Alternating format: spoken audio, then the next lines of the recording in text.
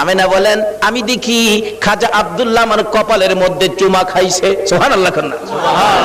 যখন খাজা আব্দুল্লাহ আমার কপালের মধ্যে চুমা লাগাইতেছে, আমি দেখি আকাশ থেকে একটা নূরের অংশ আমি আমিনার ভিতরে ঢুকছে।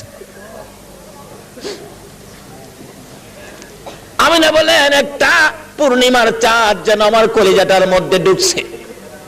কি দেখলাম আশ্চর্য হয়ে গেলাম। লম্বা ঘটনা সংক্ষেপ করলাম।